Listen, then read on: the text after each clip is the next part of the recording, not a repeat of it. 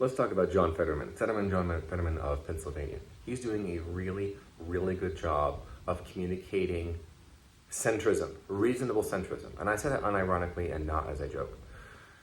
However, there's been a leak, I believe it's reported by Politico, that Pennsylvania, the Democrats of Pennsylvania, they are planning on trying to primary John because he's not extreme enough for the left. The three specific things that John has done, and now, by the way, he has voted with the Democrats many times, not every time, but many times. He's been a semi-independent in voicing his opinions. There have been times where he said things on social media that he opposed and then voted for. A typical politician, right? But the irony, of course, is after having suffered a stroke, he became a reasonable liberal. And that minus times and minus is a positive, right? Anyway, the three things I mentioned. So the first thing is, over the last month, to really aggravate the Democrats, he has praised Charlie Kirk, his legacy, freedom of speech, advocacy for civil conversation. And he has condemned those on his side, the loud majority, it seems like, unfortunately, who celebrated the suffering of his widow, Mrs. Kirk, and the family. So he's run afoul of the extreme left, the far left, who have the loudest voices, and they spread their ideas around. What we typically see is the right distance themselves from their fringe and says, yeah, no, that's a rhino. No, we don't do things with them. And the vast majority of the time that's correct. But the left, they look at their loudest fringe and they give them power over institutions and culture. I don't make the rules, unfortunately. The second thing that he's done has aggravated Democrats is that he has praised President Donald J. Trump for praiseworthy things, universally praiseworthy things, like advocating tirelessly for an end to wars around the world, particularly the war in Gaza between the Palestinians' leadership, the radical leadership, and Israel. I can sympathize with both parties. I know both. I have friends who are both, not just Jewish, but Israeli Jewish, and like literally live in Israel or have siblings or parents who live in Israel. And I also have family and friends who are Palestinian, and get this, were kicked out of their houses, literally lost their homes, their businesses, everything in I don't recall exactly what year it was, but it was like when their grandparents were kids, or when their parents were children rather, they were literally evicted from their homes by Israeli troops, right? Joseph Farah writes a lot about this and his own experience of this. I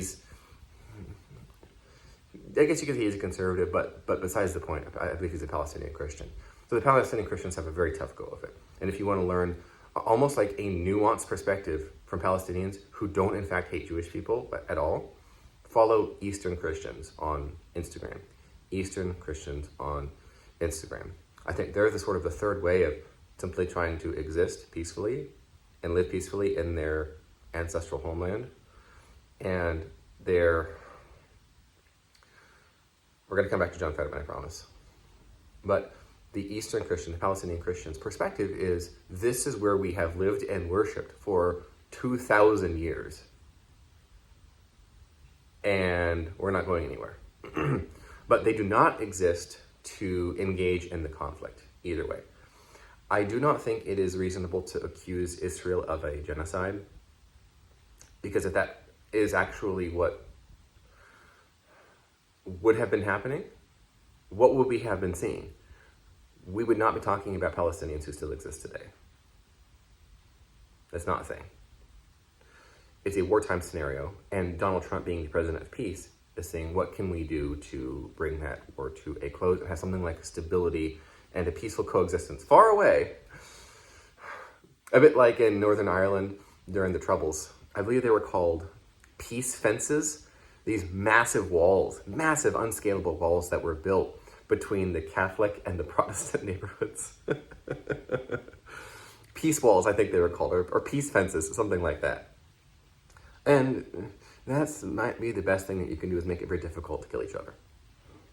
And caught in the mix of the Palestinian Christians.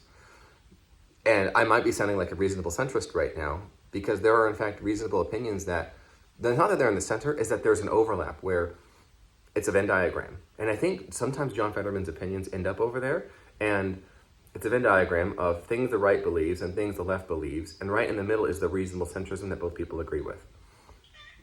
The trouble is that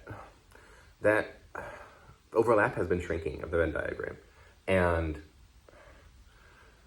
often it's because of scurrying off to the left of the left, and the right is no longer moving left like they have in the past, right? The vast majority of Republicans are supporters of marriage equality, right?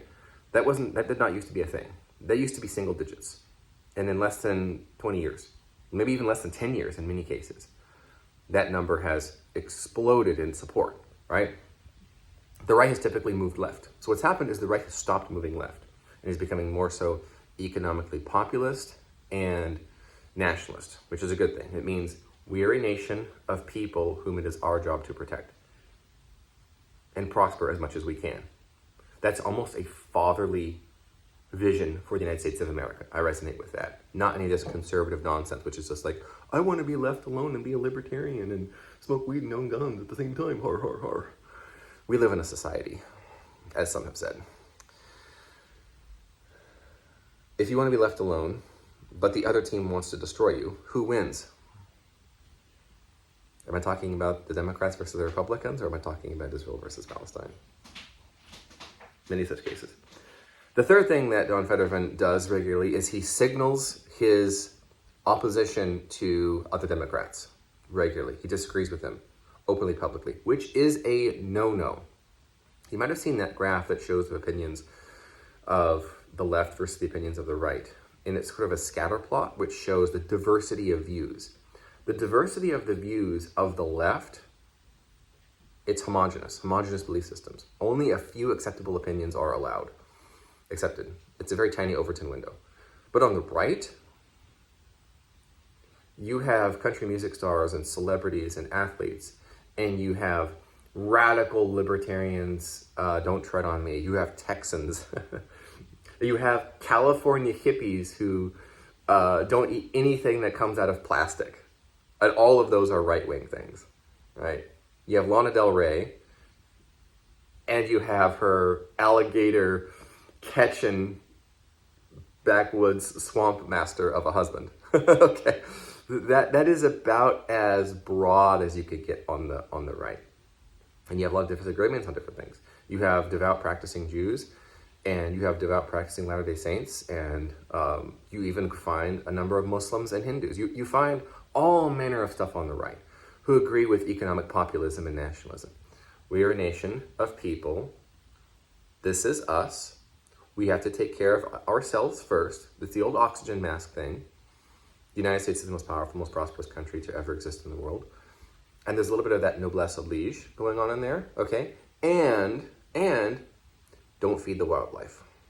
You know what I mean by those signs, right? You see the national parks and state parks. Why don't you feed the wildlife? Why don't you give them free food? Because they become dependent. They become dependent on handouts. They can't take care of themselves. When they can't take care of themselves, everybody dies. You have to take a father's approach to government. And an appropriate, mature, motherly one, I would add, by the way, but that's for another time. So what I appreciate about John Fetterman is his reasonable centrism, meaning he is willing to state clearly when he has opinions and positions that are in that middle, in that Venn diagram. I would call it Venn diagram persuasion, where he can say, look, there's things on with both sides I agree with. There are times he votes against the Democrats. It's very rare, and I think that he's at risk of getting primaried, getting taken out back. Metaphorically speaking, and getting primaried out, unfortunately. Unfortunately, we've seen the same thing on the right with people who become too right-wing. You remember Madison Hawthorne? You remember who I'm talking about, right? He got in big trouble, and was on one-term congressman. So hopefully he gets back in there now that economic populism and nationalism are acceptable on the right. We'll see how it goes.